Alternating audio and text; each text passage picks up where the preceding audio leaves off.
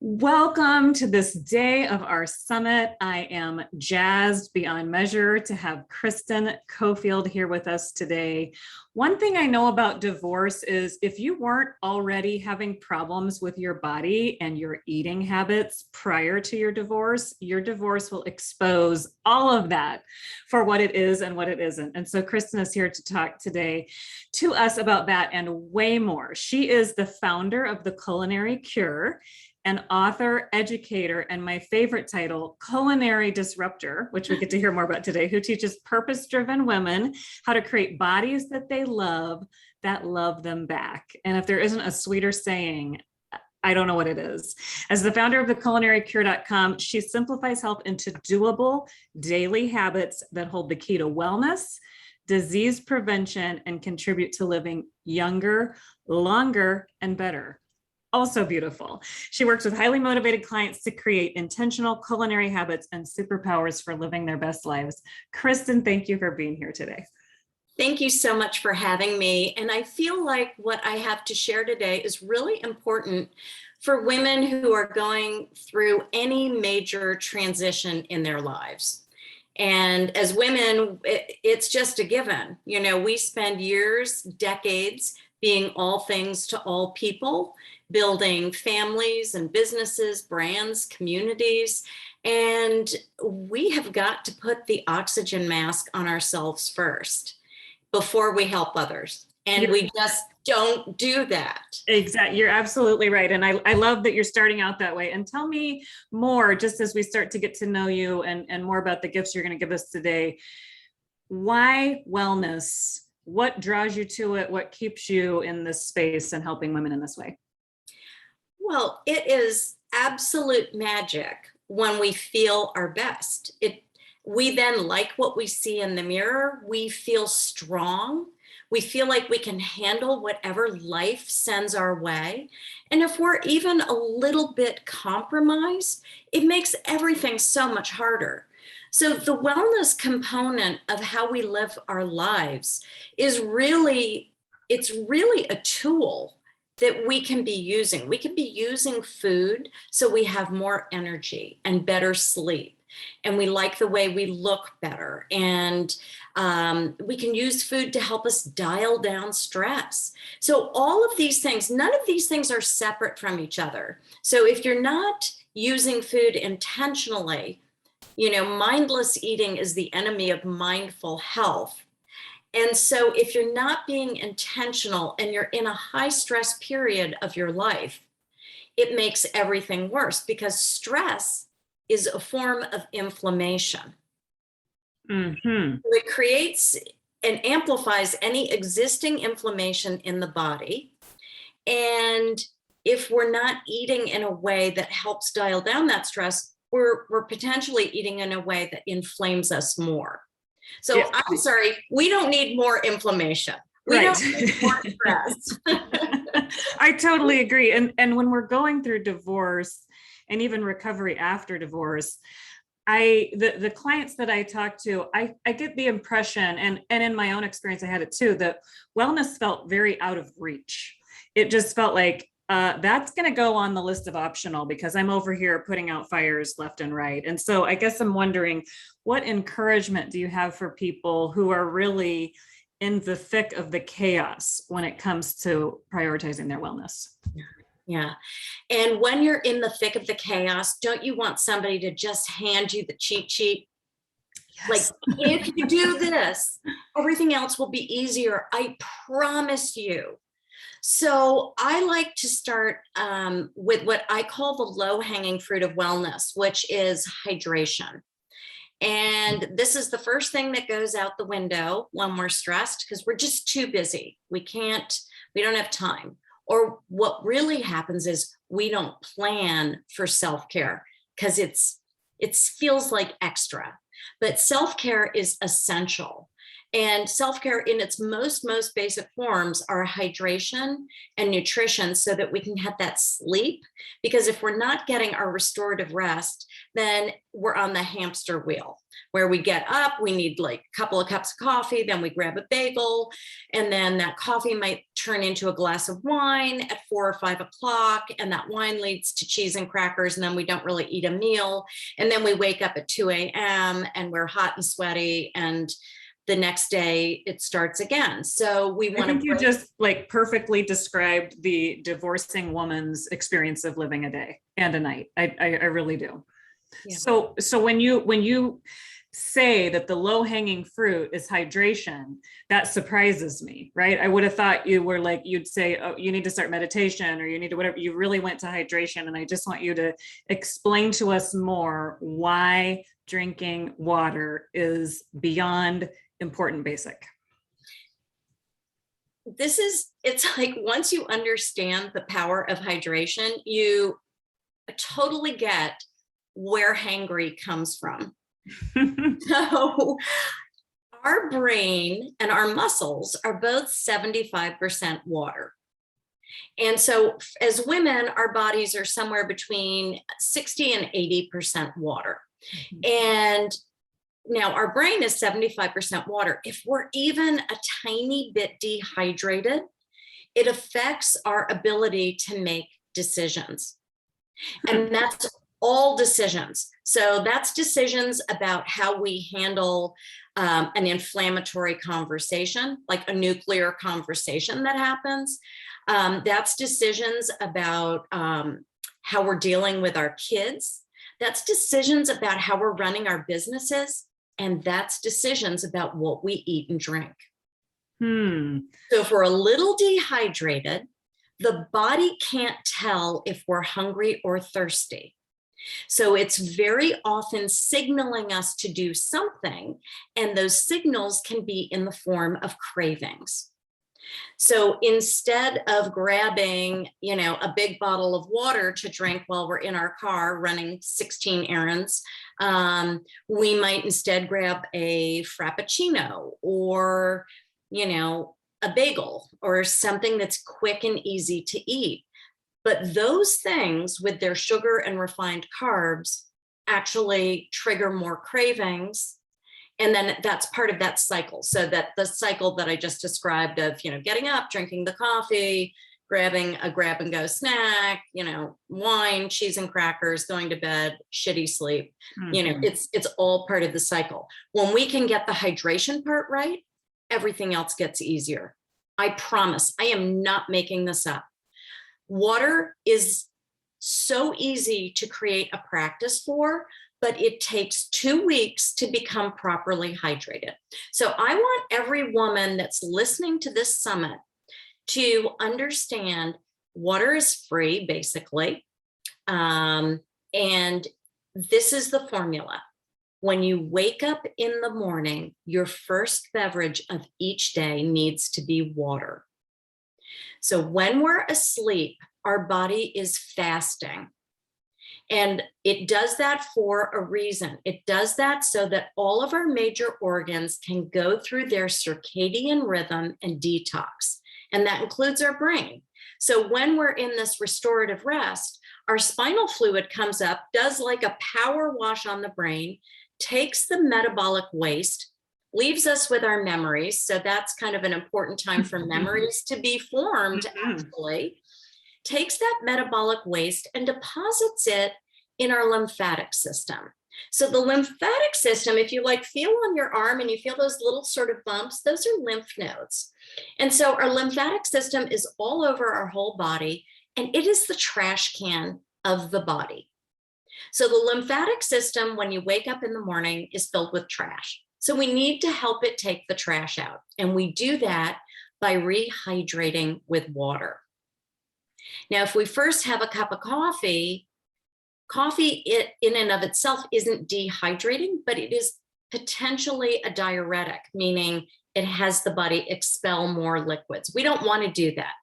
We want to rehydrate after the fast that occurs during sleep. And I make my warm lemon water the night before. It is sitting in my microwave so that I can just press 60 seconds and warm it up. And then, I drink that first thing in the morning. You don't have to do warm lemon water. Let's make this really simple for everybody. Just drink 10 ounces of water when you wake up in the morning. That will help you rehydrate. That is also the beginning of your hydration practice. So it takes 2 weeks to get fully hydrated, but you're going to start your practice by drinking 8 to 10 ounces an hour for 8 to 10 hours a day. And now everybody's going, I can't do that. That's too much, right? Well, let me tell you, 8 ounces of water is nothing. If you measure out 8 ounces, and somebody goes, can you drink this? You're like, well, yeah, I can drink that. So what we want to do is we want to drink the water throughout the day so that our organs use it. And we want to work our way up to that 10 ounces an hour. So it's 8 to 10 ounces an hour for 8 to 10 hours a day. My big hack is if you're busy and you run a lot of errands, never get in your car without water. That is the easiest place to drink water. If you're not measuring your water, you're not drinking enough. So I am giving everybody a free tool that they can use that will profoundly change their lives if they just embrace this very simple practice of drinking 8 to 10 ounces of water an hour for 8 to 10 hours a day for the next 2 weeks. It's so fascinating. And there's so many things about what you said that I want to pull out. The first of which is, you're essentially saying we're getting in more arguments, not only with ourselves, but with the people that we love and the people we're divorced from, because we are dehydrated. We are upping the possibility of these interactions going poorly. Nuclear interactions, yeah. Because our brain does not have the basics of what it needs to function on our behalf. Correct. That's unbelievable. I hope people are really listening to that, because I think we think so much about how we need to be thinking and feeling when it comes to our divorce. What do I need to make sure I'm saying? What do I need to not say? How do I need to position it? What do I do with the grief? What do I do with the pain? And we're all right up here and maybe a little bit right here. And there is an element, it sounds like a very simple element that could have very literally life-changing effects if we were to adopt it as a more regular practice. Just the simple act of taking in water. And it improves our sleep as well. We sleep better when we're properly hydrated. And alcohol is dehydrating. Mm-hmm. So if you're partially dehydrated and then you're like, oh my God, it's 5 o'clock, I have got to have that glass of wine. Now you're a thirsty drinker. Mm-hmm. Because you're partially dehydrated. So when I'm coaching people, I very often, I do a 21-day detox and reset, and I've got one coming up in September.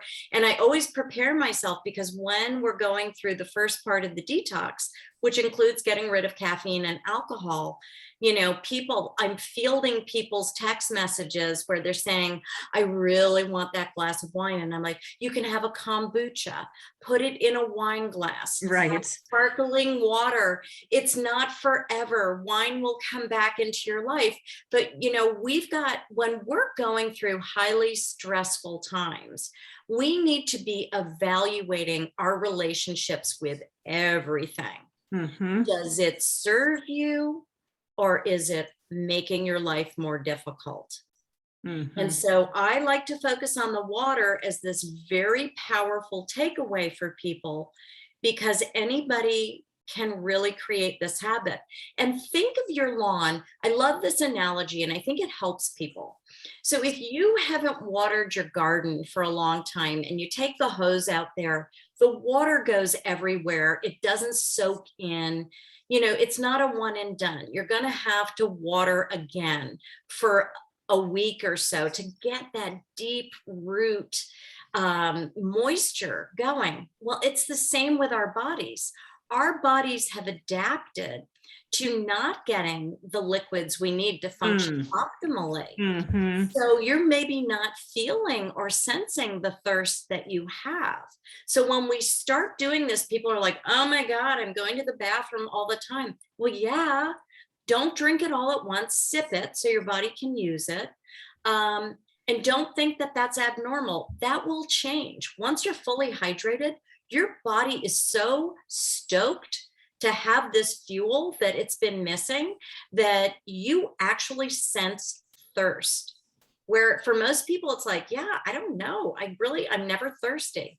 Well, guess what? You will get your sense of thirst back because your body's going to be like, hey, I need my 10 ounces of water. Right. Wow. So we have sort of adopted the ability to live without the thing that we most need in order to live well. And so it's almost like people don't even realize their baseline has been compromised. And the amount of sort of mental and physical energy that will return once they adopt this practice is probably going to be very surprising. Not to mention your skin looks great.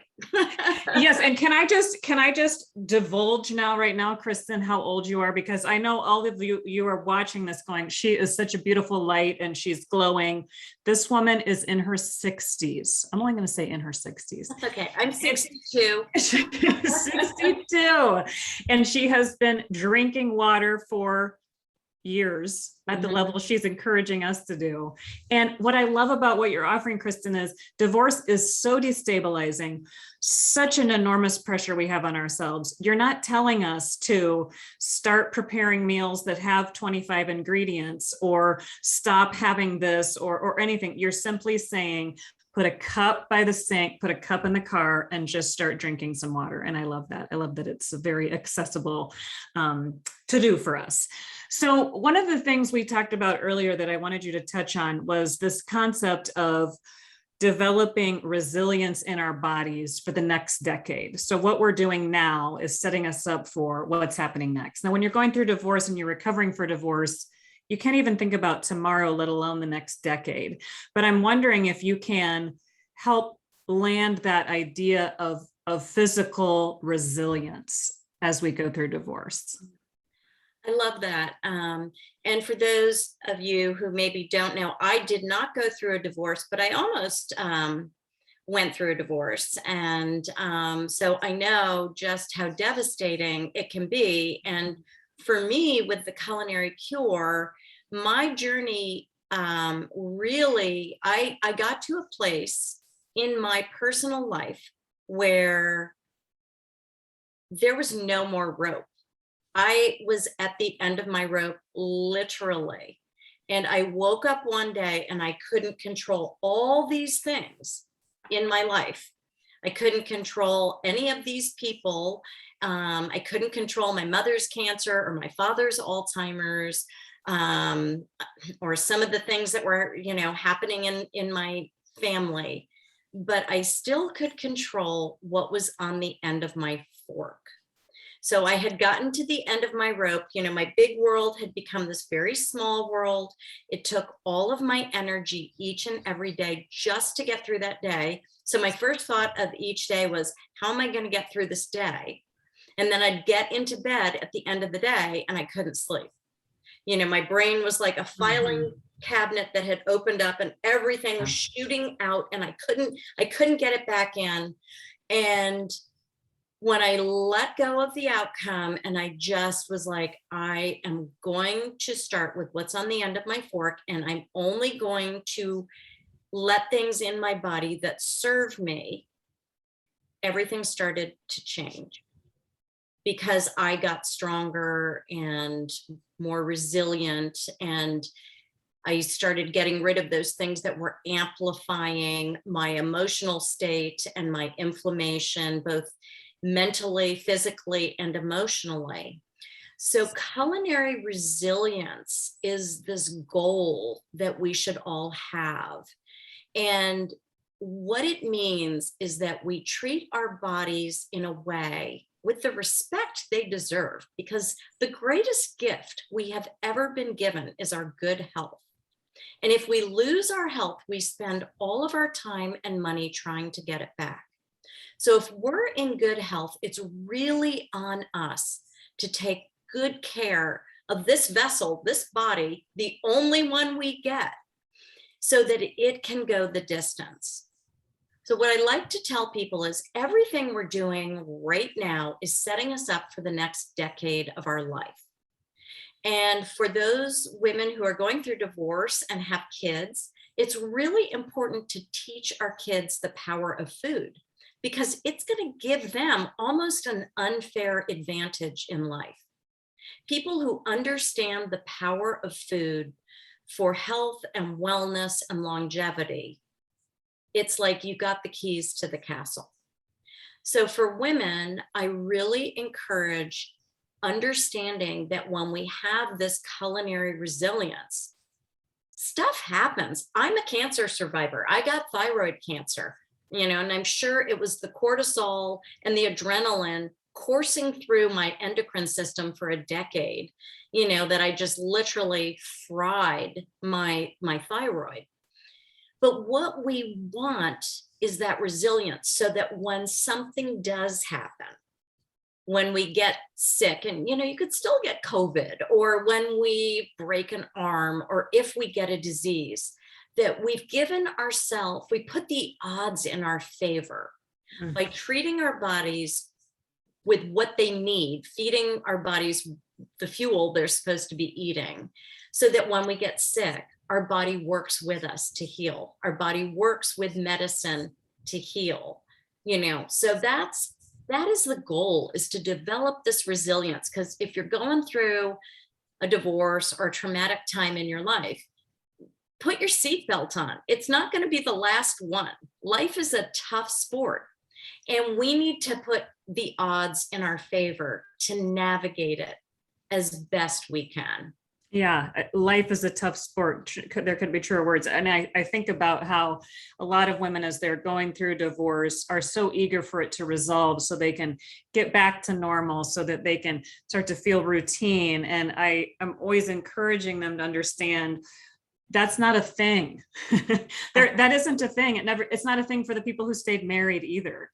It's learning. Adulting well means learning how to continually adapt to a variety of different circumstances, surprises, and routines. Yeah. And if we emphasize too much the routines, we're not setting ourselves up to develop the kind of resilience that's going to get us through, which is exactly what you're describing. So when you talk about building that in terms of what's on the end of our fork and how do we more carefully do that, can you give us a few ideas, simple, obviously, given the audience, but simple ideas for what we need to be thinking about in terms of breakfast, lunch, and dinner in order to just even boost ourselves by 1% in the resilience? Yeah. I love that. And I will say, if people visit me at theculinarycure.com, I've got 200 recipes on there. And just because it's a recipe, don't think it's like complicated. It's really food assembly. I try to make things really simple and delicious, because although my background is culinary, I am a trained chef. I had a catering company for many years. I get it. I don't want to spend more time cooking than I need to. So I like to set myself up for success by having a food plan. And again, I say, have a plan or plan to fail. You really have to have a food plan for the week. And what that means in its most simple terms is you probably need 5 days of food to get through the week, the busiest part of the week. So you want to have, for you and your kids or whoever's in your house, you want to have 5 breakfasts, 5 lunches, 5 dinners, and some healthy snacks on hand. And anytime you spend 1 day a week planning and prepping for that, you will gain that time back and more when you need it the most, which is when you're in that hectic, busy schedule. But my number one most important tip that every woman needs to understand is that breakfast is indeed the most important meal of the day. And this is why. How we start the day sets the tone for the day. The Western diet or standard American diet has the sweetest breakfasts anywhere. Granola, cereal, Donuts. yogurt, bagels, Mhm. donuts, toast, a lot of processed foods. And don't think granola bars and energy bars are doing you any favors. They're not. They spike your blood sugar. So when we eat a breakfast, and juice is terrible. Juice is just liquid sugar. Eat the fruit. Just eat the fruit. Yes. Because fruit comes attached with fiber and phytonutrients and micronutrients, and that fiber helps slow that sugar into our bloodstream.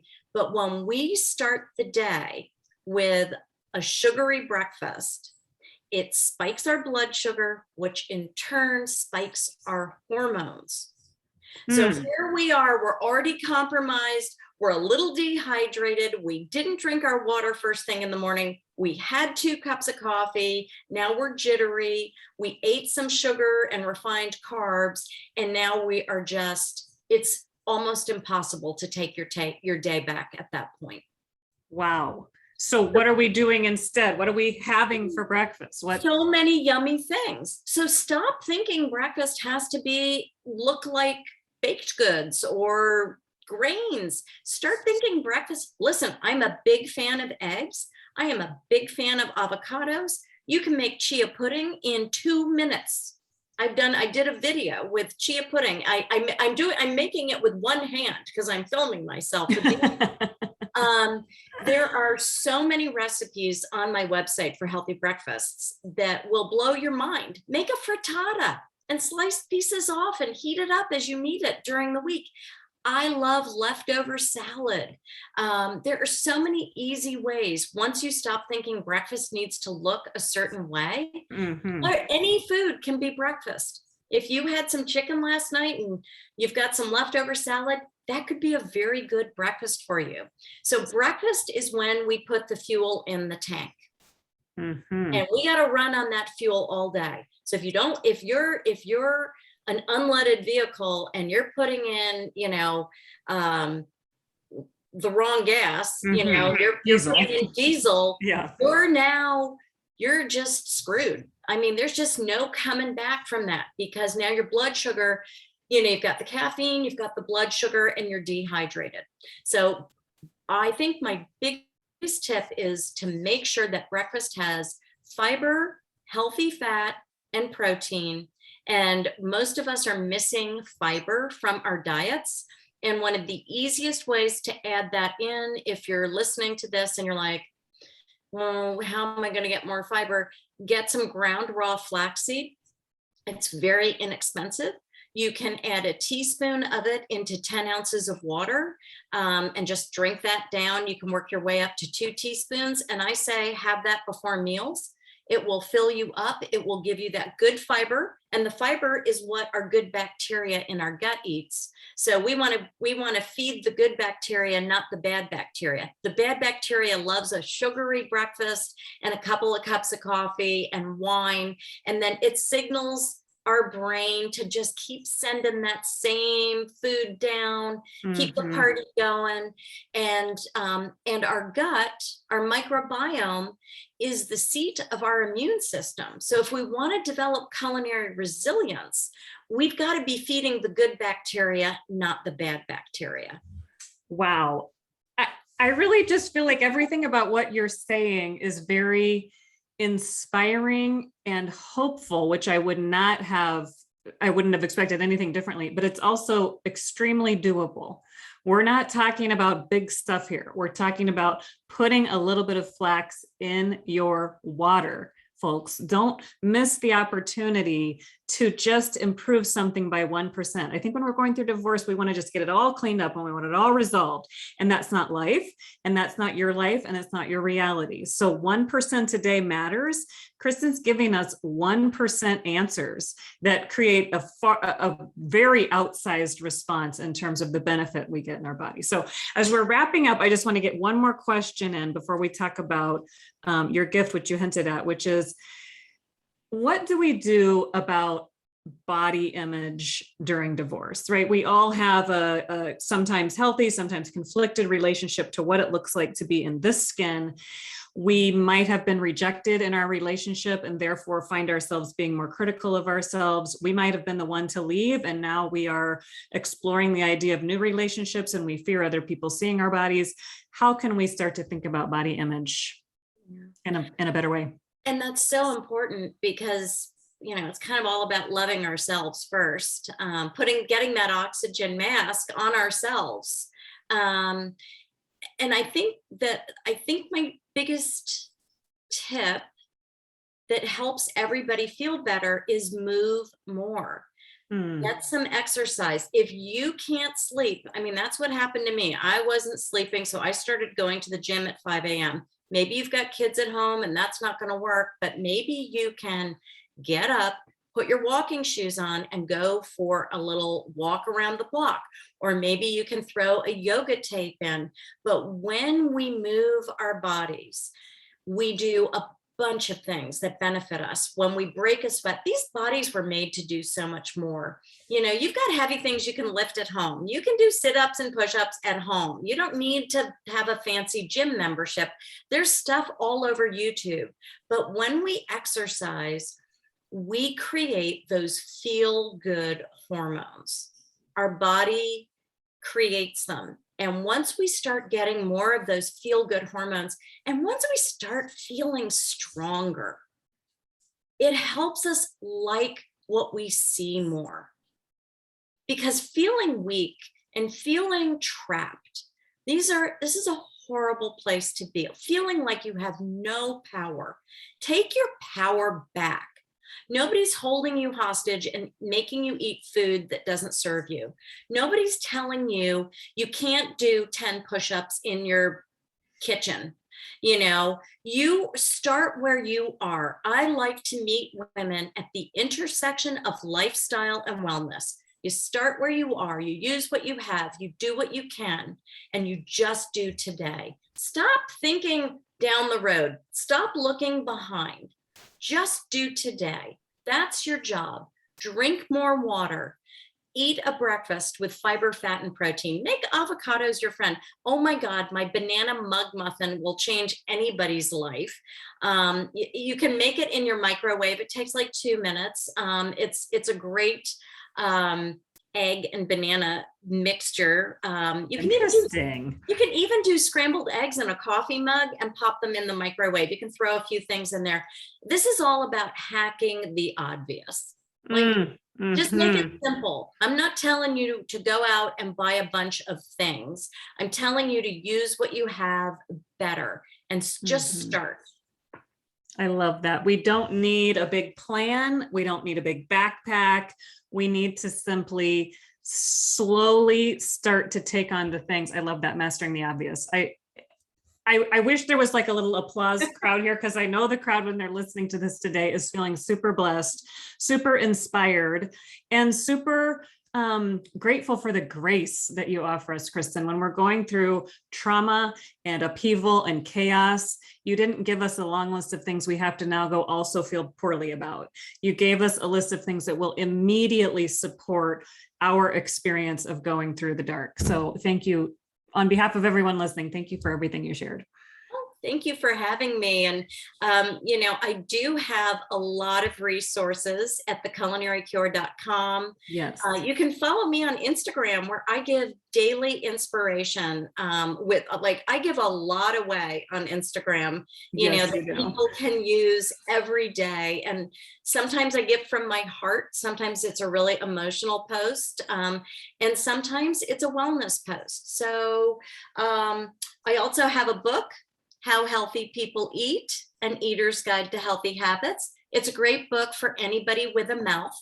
And where do we get the book? On your website also? They can get the book on my website, okay, great. theculinarycure.com. And I have a free gift for everybody, because, I understand wellness overwhelm is a real thing. And if you got enough going on. So you can, I think I gave you the link. Yes, the link will be in the email that's attached to this video. So just hit the link and go after it. So it's called Healthy Habits 101. It's a starting place for anybody who just needs like the cheat sheet. Like, just, I know sometimes I'm like, just tell me what to do. So Mhm. this is what I've got for you, Healthy Habits 101.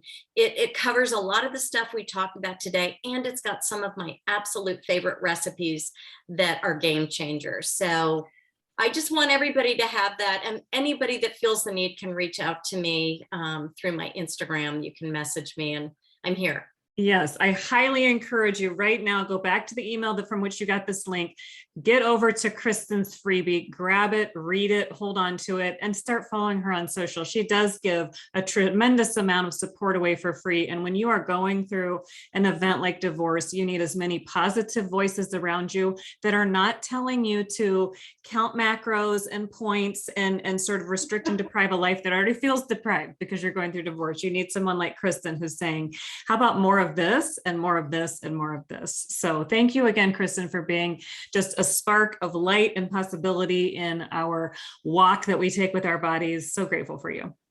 Thank you so much for having me. And this is a wonderful summit. And I know all the women participating are getting so much value. So thank you for doing that. Thank you so much. See you guys later.